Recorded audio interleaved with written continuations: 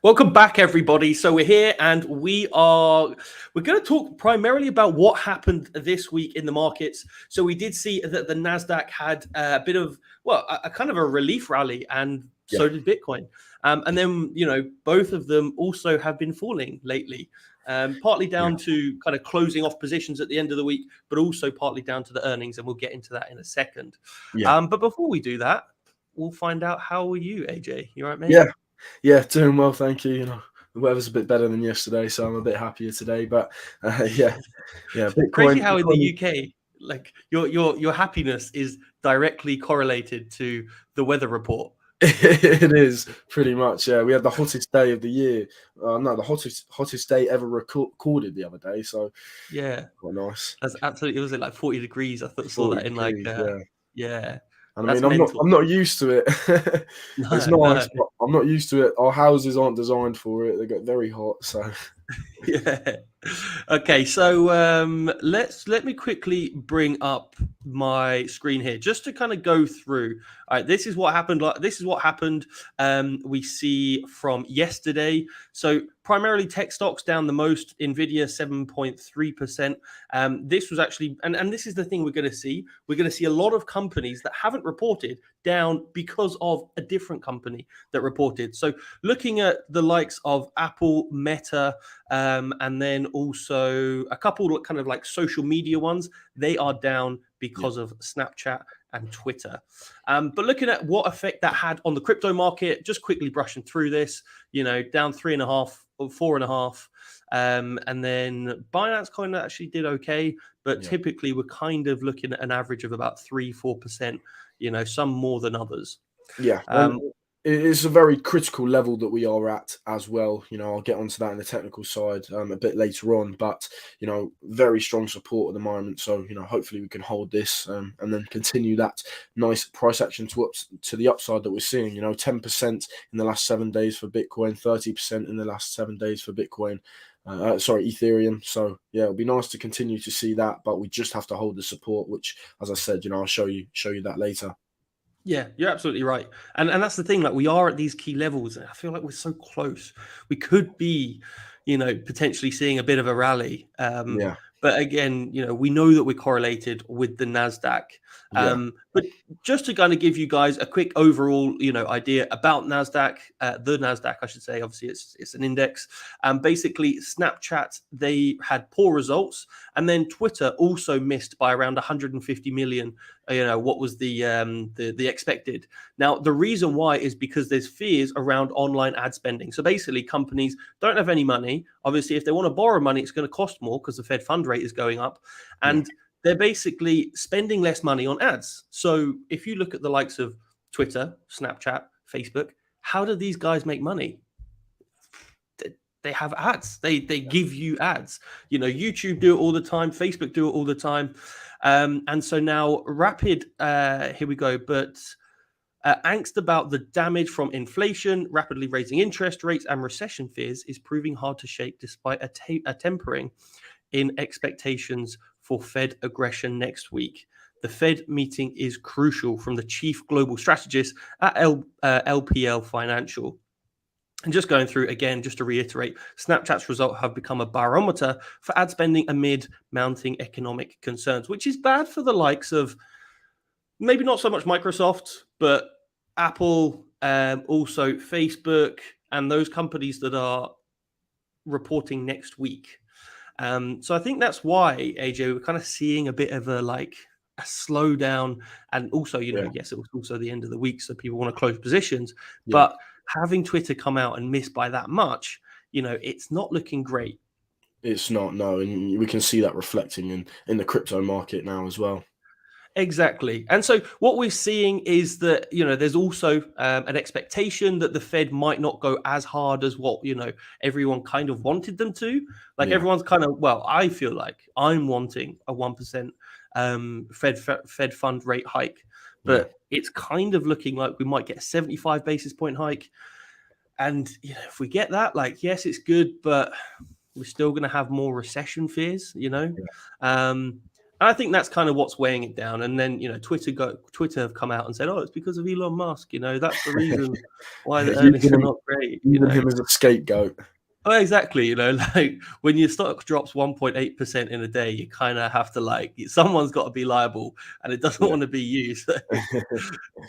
So they just put that out there. But anyway, so yeah, the bottom line is we see this kind of happening in the stock market, and then that then had an effect on all of we'll call them risky assets. I know I use that term a lot, but often you bunch together these risky assets, which are tech stocks and obviously crypto here. So yeah, having a look at that, I think we can move now. AJ, if you want to bring up TradingView, have a look at some of these technicals, because like I said, we are also at these very crucial technical levels, and let's go through those.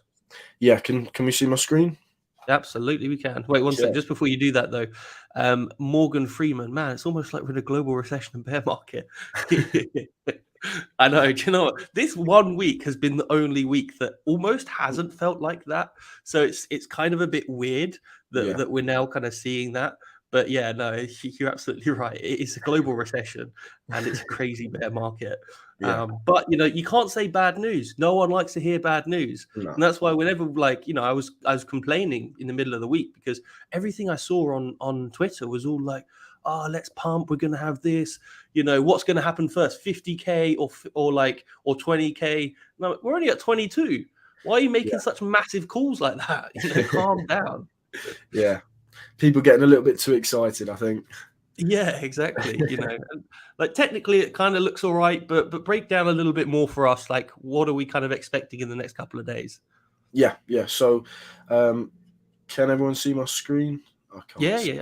Yeah. Okay. So basically, this here is the Nasdaq, and I've told you this in previous videos. We have broken towards the upside out of this falling wedge here, and we are coming in, and we have just about tested this major resistance, which I also mentioned. So when we were above it, we used it as lots of support. When we were below it, we have used it as resistance. We came very, very close to it yesterday and today. Early this morning, but unfortunately, we haven't quite hit sort of that target that I do anticipate, in the shorter term, and we are, seeing a rejection from close to this level here, mainly down to sort of the earnings not being as not hitting their targets. So that's sort of why we're seeing this pullback, and obviously that resistance as well is going to act as very strong resistance, and it's going to be something that's going to be quite hard for us to break above, personally, for me. But once we do get above it, we can then use it as support again, and then that's another very bullish sign for us. But moving on to sort of crypto, looking at Bitcoin, you can see that Bitcoin is at major support as of right now. You can see this support level here. And we've used it previously as very strong resistance, literally to the dollar here as well. We got rejected perfectly from that level, and then we got rejected here as well. So this is a very strong resistance level, but when we're above it, we use it as support. And you can see that we have used it as support right here. We had a nice bounce off of this level. And then obviously, the earnings came out, the Nasdaq's having that pullback, and that is, reflecting on the crypto market. And, we are seeing this support level being tested again. So for me, this level does need to hold. There is lots of support. We have this rising channel that I've showed you as well. And we are, sitting at the sort of top of this rising channel, trying to use that as support. And we do have this VPVR value area high, which sits around this level here. That is going to act as support as well. And you can see that this little drop here, we did find some nice support. So for me, Ben, this looks very, very strong support, but obviously we need to see how the Nasdaq sort of plays out for me to sort of determine where the price is going to go. But as of right now, if we can't hold this support, the next level that I'm looking at is this support level here. We've used this as major resistance previously, and it also sits at the value high, which is this on the VPVR. So this red line that goes along here, that lines up, perfectly with the bottom of this support level. So if we did break the support here, what I would be looking at is a move towards this support level here. And hopefully, if we do break to the downside, hopefully, we can find lots of support at this level. It has been a much stronger resistance level than this one has here, so I would think that we would find lots of support at this level. But what I'm looking at sort of in the immediate short term on this 4-hour chart is that if we take a closer look here, you can see that we've established this high here and we have a lower high. Now if we do maybe form another high, this could be something that's called a dead cat bounce. This is what you see here. You tend to see the high, the pullback, and then the next run up, but it doesn't quite make that first run up here. Then you have another pullback, and then you have another run up as well, and you sort of form a double top pattern. It doesn't always play out like this. Normally, a lot of the times as well, we do see this high up here, and then we just see the next sort of shoulder, as you could call it, or the next run to the upside, and then what we call a failed move, and then we get that next leg to the downside. So this is sort of what I'm looking at for Bitcoin in the immediate short term. We've established this high here, and we've got this other high. So if we do break this support here, then I do think this is going to be confirmed dead cat bounce, and we are going to see more downside. As I said earlier, potentially down to this support level here. So it's not looking too great if we do break this support, but if we can hold it, again, that's great news. If we do break the support and we do see some more price action towards the downside, I don't think that it's all that bad if we do, because taking a look here on this daily chart, we've had this bear flag, we've respected it really well. So if we were to come down, maybe to that $22,000 level, and if you can see here, this level sort of sits just below that $22,000 level, and because this is on the 4-hour, we could get those wicks down on the daily. But for me, this is going to be a very strong support level around that $22,000 level. So if we come down to here, it's for me, it's not looking too bad. We can reset the indicators. If we take a look at the indicators, they are very overextended. So a pullback in sort of the next few days, maybe 1 or 2 weeks, even, then, for me, it's not anything to get worried. It's not anything to worry about, I don't think. I don't know what your opinion on that is, Ben. No, I agree with you. And I think that, because of next week where we have the Fed fund rate coming out, I think there's going to be a lot of anticipation in the markets, and again, it's not only going to be in the stock markets, but also in the crypto markets, because we often see, big dumps because of these particular, these releases that come out. So I'm just going to share my screen now, and as you can see, in 4 days, and 8 hours, we have that decision coming out, and that's where we're going to be able to find out a little bit more. But again, we're looking at 75 basis points means that potential of a recession is higher. 100 basis points means that the stock market is going to be basically squeezed for a little bit more, which is going to have an effect on Bitcoin and pull both of those prices to the downside. So I think a bit of price recovery, and I'm going to bring your screen up here, a little bit of price recovery, even down to this white line here, is probably expected over the next couple of days. And then I think that's then a question of, do we see, the indicators will reset, which is good. We come back to an area of support. But then the question is, are we going to fall through and then go back into that channel and basically treat this as a fake out? Or are we going to bounce off that, and move to the upside? That's the question, and that's what we're going to be waiting for. And that's, going to be very bearish for me if we do, get this fake out and we do break back into this channel. It is a bearish flag, and fake outs, we do tend to see the breakout to the opposite side after we do see that fake out.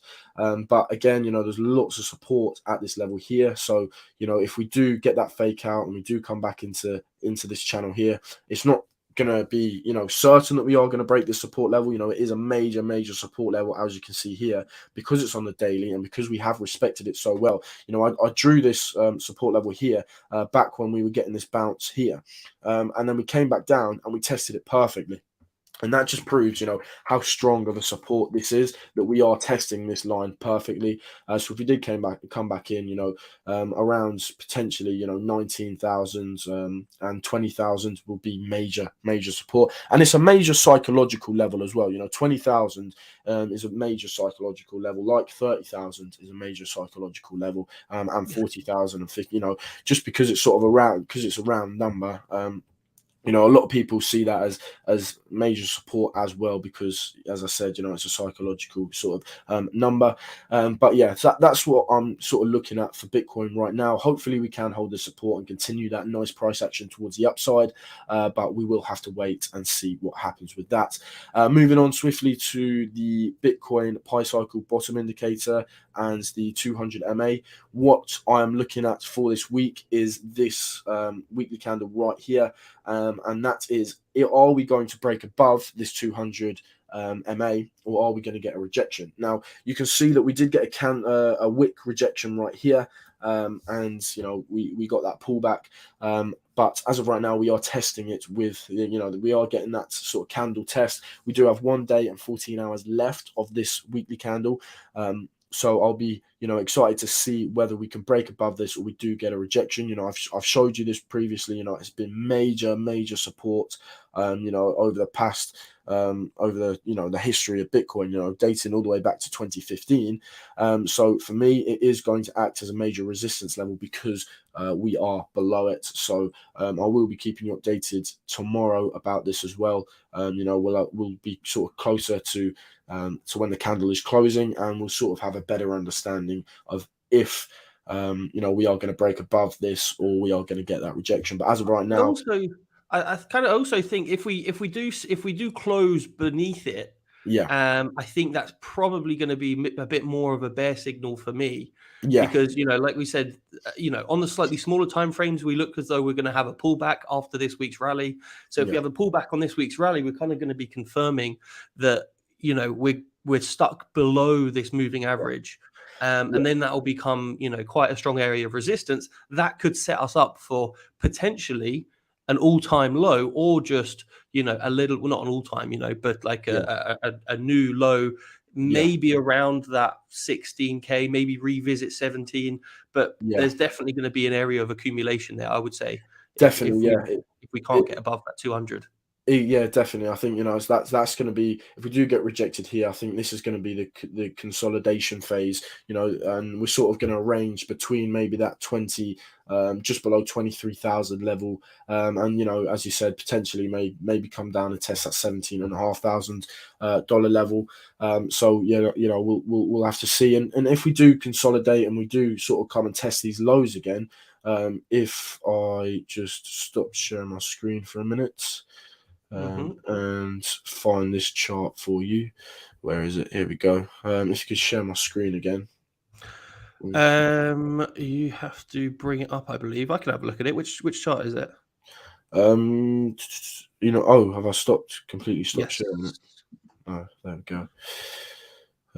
Right, there we go. So just looking at this CVDD, if I give it a good refresh, that's currently sat at $15,600. So that could potentially sort of increase slightly in price. When I first showed you it, it was at $15,300. So it is a moving average. It does increase in price. So this CVDD could increase in price, and the price could maybe it comes up to 16,000, maybe it comes up to 17,000, and the price could meet this CVDD, because previously, in the past 3 bear markets, the CVDD and the price of Bitcoin have met.